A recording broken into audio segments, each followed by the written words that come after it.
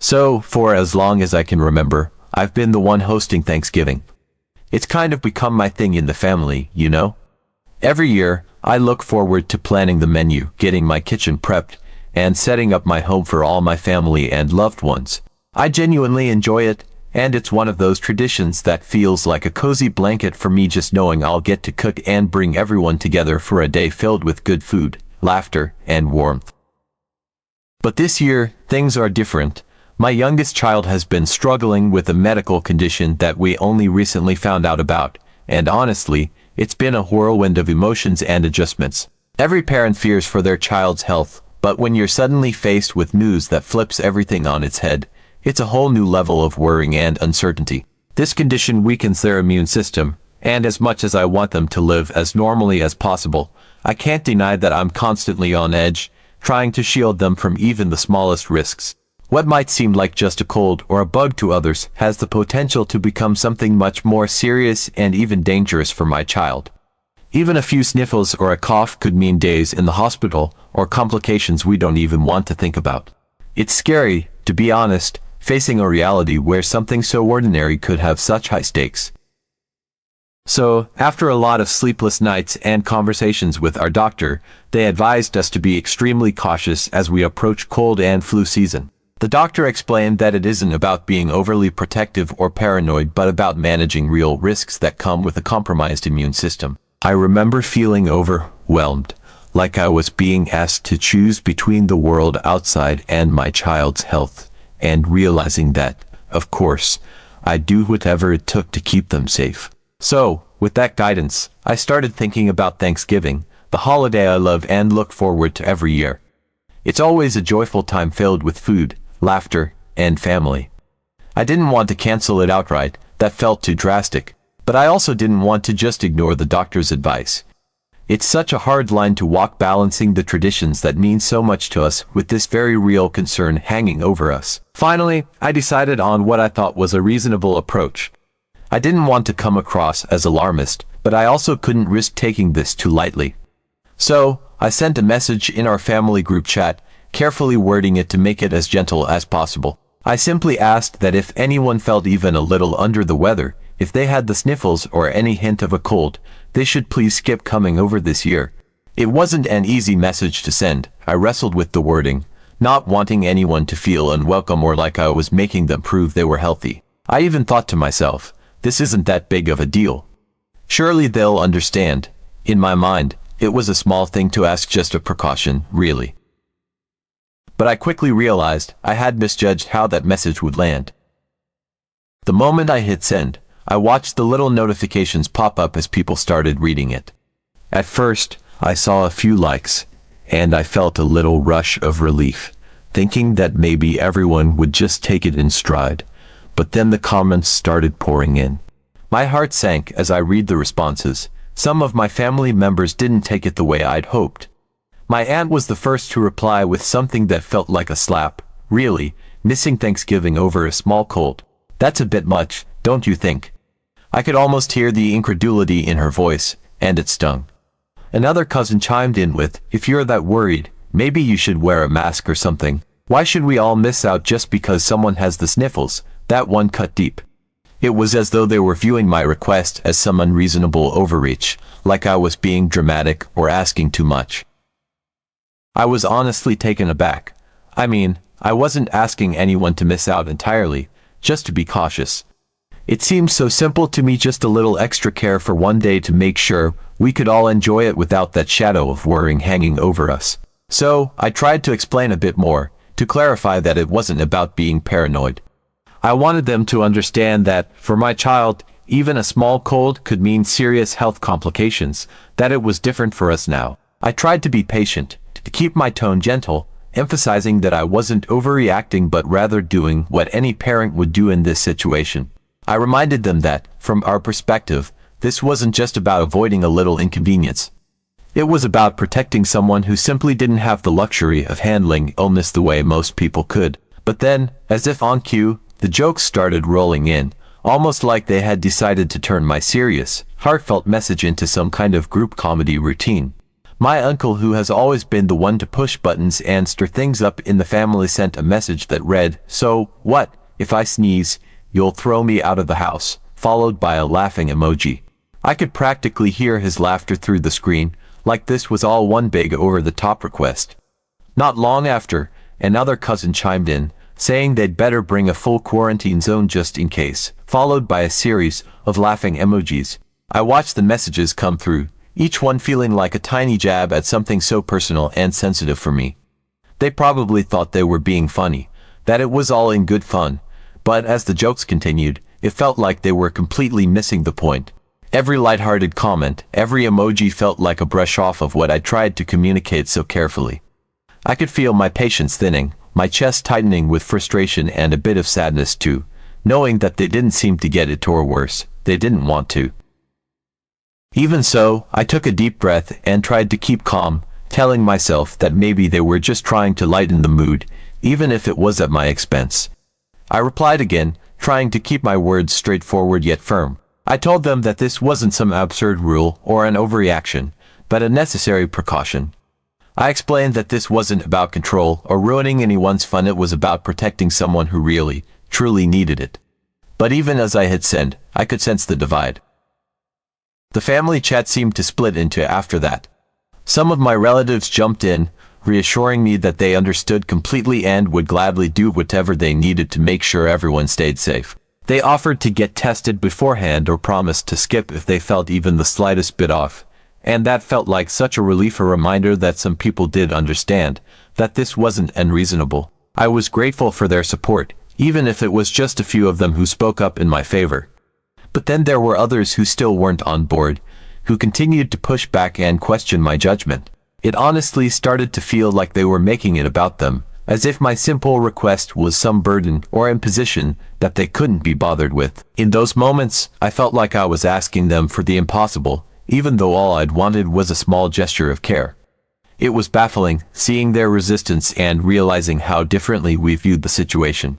While I saw it as a matter of safety, of ensuring a healthy, happy holiday for everyone, they seemed to view it as an unreasonable restriction on their freedom to attend Thanksgiving however they wished. It hurt to think that, instead of seeing this as a way to protect my child, some of them saw it as me asking too much, as though a simple precaution was too heavy a price for them to pay. After a while, it just got exhausting. I felt like I was hitting a brick wall, repeating myself over and over, trying to find the right words that would make them understand why this was so important to me. I'd go over it in my mind, crafting replies that were calm and clear, explaining the risks without sounding like I was overreacting, and yet no matter what I said, it just didn't seem to get through. I felt like I was speaking a language they didn't understand, one where words like precaution and vulnerability had lost all meaning. They'd respond with another flippant comment or another solution that felt dismissive and shallow. Like, just let your kids stay in their room or everyone will be fine. It was infuriating to feel like my words held so little weight with people who were supposed to care about us, about my child. And then the thought of Thanksgiving Day itself started to loom over me, heavier and heavier. I could imagine it all too clearly. I'd be watching every guest who walked in, noticing every little sniffle, every subtle cough, wondering if they'd come despite being unwell, putting my child at risk because they didn't think it was a big deal. The anxiety crept up every time I thought about it, the dread of having to confront someone face to face if they showed up with symptoms. What was I supposed to do? Send them home at the door? How would I even approach that conversation?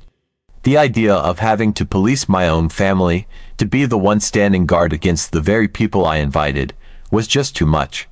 It was a Thanksgiving nightmare in my mind, where every glance, every cough, every casual touch became a moment of stress and fear. My stress levels were already high with everything we're dealing with on a daily basis.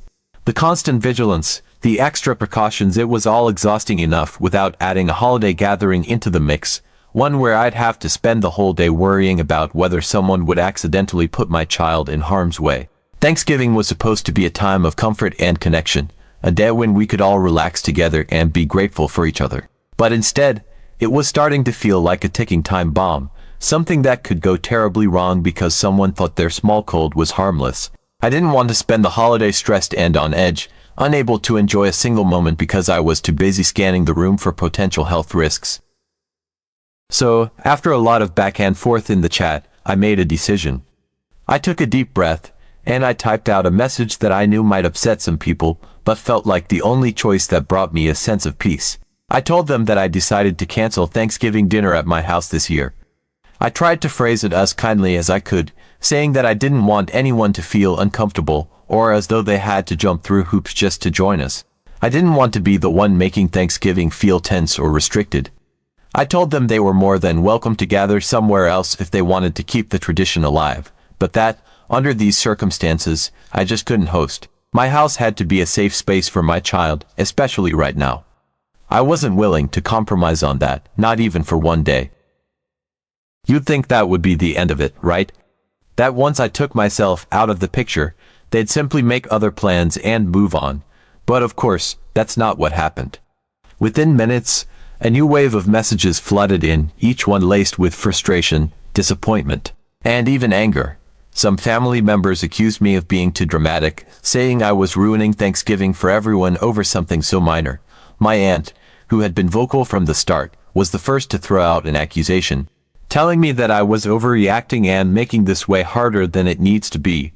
She even suggested that my child could just stay in another room or something, as if isolating my own child on Thanksgiving was a reasonable solution. That one hit hard, honestly. Her words felt like a slap, like she was dismissing everything I tried to communicate. She knew the challenges we'd been facing, knew that our lives had turned upside down with this diagnosis, and yet, here she was, making it seem like the simplest thing in the world to just put my child in another room while the rest of us enjoyed Thanksgiving together. I felt a lump in my throat as I read her message. I didn't respond, partly because I was getting too emotional and didn't want to say something I'd regret, but also because I just didn't have it in me anymore to keep explaining, to keep justifying why my child's health mattered more to me than a holiday dinner. There were a few family members who really came through for me, though, and those messages felt like a lifeline in the middle of the chaos. They reached out privately, in messages that were quiet and thoughtful, saying that they understood what I was going through. They told me they supported my decision, that they knew how terrifying it must be to feel like my child's health hung in the balance of every little decision. Some of them offered to do whatever was needed to make sure my child was safe, whether that meant getting tested beforehand, or staying home if they had any doubts about their health. A couple of my cousins even went out of their way to remind me that families should be about supporting each other, especially during times like this, and that if a simple change of plans was what I needed to protect my child, then that's what mattered. I honestly can't put into words how much those messages meant to me. In the middle of all the noise and backlash, it was a reminder that there were still people in my corner who got it, who saw the bigger picture. But no matter how grateful I was for that support, the negative comments started to weigh on me more than I wanted to admit. It's strange how one harsh comment can drown out 10 kind ones, but that's exactly how it felt. For every family member who reassured me, there were others who seemed intent on picking apart my decision, questioning my motives, and making me feel like I was overreacting. I couldn't help but replay those comments over and over in my head, the doubts seeping in little by little. I started wondering if I really was going too far, if maybe I'd overstepped by canceling altogether. Was I being too rigid, too protective? Should I have just trusted that everyone would be cautious? The guilt crept in slowly, filling every little crack in my confidence, until I found myself genuinely questioning if I'd made the right call. At moments, I felt almost panicked, wondering if I'd done something that would forever put a wedge between me and my family, all because I couldn't relax or let things slide. What if I had damaged these relationships over something that, to others, might look small or trivial? What if, in my desire to protect my child, I'd pushed everyone else away?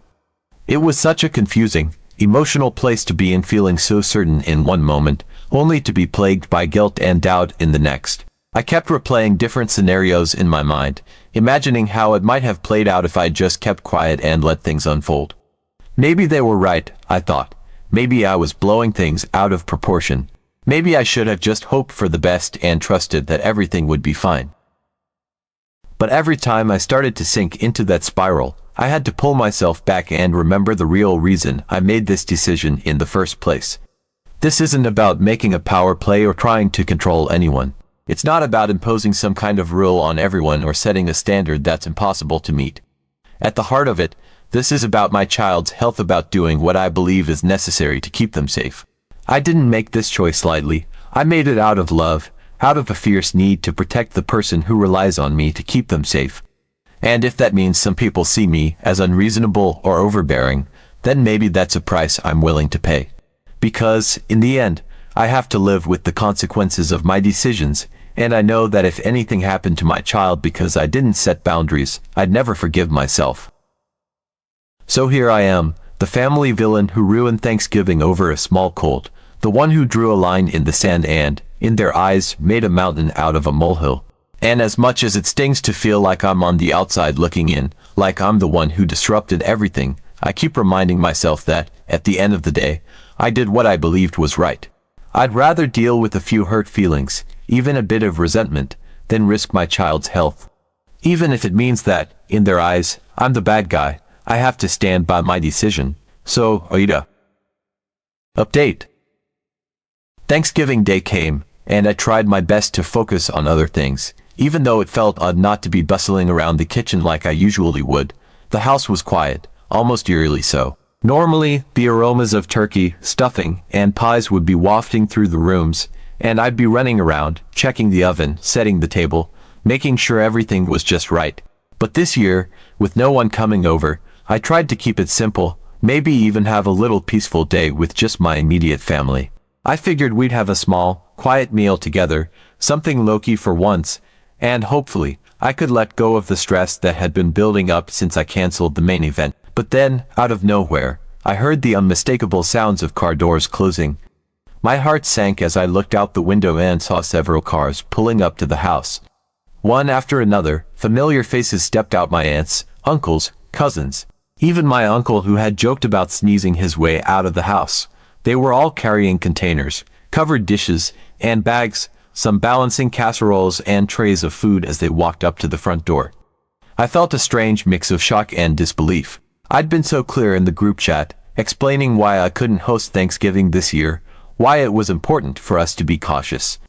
I'd even canceled the dinner, as far as I was concerned. So, seeing them all here, dressed in their Thanksgiving best and carrying food as if everything was normal, was surreal. I didn't know whether to feel angry, confused, or maybe just overwhelmed. They barely paused when I opened the door. With cheerful smiles and greetings, they filed in one by one, as if they hadn't even noticed my stunned expression. It was like they were on a mission, carrying on as if they'd been invited, as if I hadn't sent that message at all. Each of them headed straight to the dining room, placing their dishes down on the table, arranging things like it was any other Thanksgiving. They moved around with a sense of purpose, unwrapping bowls, setting out utensils, filling the space with a bustle of activity and chatter.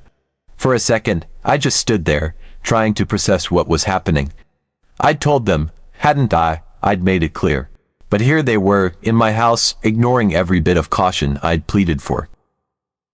I could hear them laughing, catching up with each other, talking about the dishes they'd brought. Someone had even brought a turkey and had gone ahead and put it on the table without asking. There was pumpkin pie, mashed potatoes, green bean casserole, everything that would have been on the menu if I'd hosted, only now, they'd brought it all themselves, completely ignoring my request to keep Thanksgiving low-key this year. I couldn't believe it. It was like they'd collectively decided that my home was still the designated spot for Thanksgiving, whether I agreed to it or not. Finally, one of my aunts noticed me standing in the doorway, looking completely dumbfounded. She came over, casually explaining that they hadn't wanted to let a little misunderstanding ruin the holiday. As she put it, they decided that if I wanted to sit out on Thanksgiving, that was my choice, but that didn't mean they had to. They were there to celebrate Thanksgiving for themselves, and they weren't going to let anyone cancel it for them. The message seemed clear. They saw my decision as a personal choice that I'd made for myself, but as far as they were concerned, Thanksgiving was still on, and if I didn't want to join, that was on me. It was a strange and unsettling feeling, standing there in my own home, realizing that my family had taken it upon themselves to carry on with Thanksgiving here whether I liked it or not. I tried to explain, tried to get across why I had canceled in the first place, but they brushed it off with quick reassurances that everything would be fine, that I was overthinking it. They acted like this was just another Thanksgiving, as if I hadn't said a word about my child's health or our need to be careful. I felt a surge of frustration rise up inside me, a mix of anger and helplessness as I watched them continue to set up, arranging the food on the table, pouring drinks, laying out plates and silverware. I could see that I had a choice. I could keep trying to fight them on this, which didn't seem to be going anywhere, or I could just let it go, at least for now. The atmosphere was so strange, cheerful and light for everyone else, tense and confusing for me. They'd made it clear that they weren't leaving, and any protest on my part was either dismissed or ignored. They were in the middle of their celebration, already halfway to Thanksgiving dinner with everything set up, and I was left with the uncomfortable realization that, short of throwing them out, there wasn't much I could do. I felt defeated, like I'd been backed into a corner, my own decisions completely disregarded in favor of their idea of family tradition. So, I reluctantly agreed to join them. I sat down at the table, surrounded by the food they brought, trying to let myself get into the spirit even as a mix of emotions churned in the back of my mind. The irony wasn't lost on me. Here I was, at a Thanksgiving dinner I'd tried to cancel, sharing a meal with people who'd gone out of their way to ignore my wishes. It was a strange, surreal experience. I went through the motions, filling my plate, passing dishes around, but there was a lingering sense of unease that I couldn't shake. I watched my relatives laugh, talk, and carry on, oblivious to the tension simmering under the surface, and I wondered if they truly believed this was normal, if they actually thought they were doing the right thing. As dinner went on, I tried my best to be present, to join in the conversations, to smile at the stories being shared. But it felt like I was sitting at a table that didn't belong to me, in a home that had been momentarily taken over. Thanksgiving was happening around me, and I was just a reluctant participant, pulled along by their determination to celebrate no matter what. I could see my child enjoying the food, joining in on the fun, which was a relief in a way, but even that didn't ease the unsettled feeling entirely. It was as if they'd all collectively decided that my boundaries didn't matter, that as long as they wanted Thanksgiving here, that was what was going to happen. I couldn't shake the sense of being dismissed, of having my concerns minimized and pushed aside for the sake of everyone else's holiday. By the end of the evening, I was exhausted, emotionally and physically drained from the strange, uncomfortable experience of hosting a holiday I'd tried so hard to cancel. My family eventually packed up and left, taking their dishes and leftovers with them, as if they'd been at any other Thanksgiving gathering. They gave hugs, said their goodbyes, and went. It was over, just like that, and I was left to process what had just happened, unsure whether to feel grateful, angry, or maybe even a bit betrayed.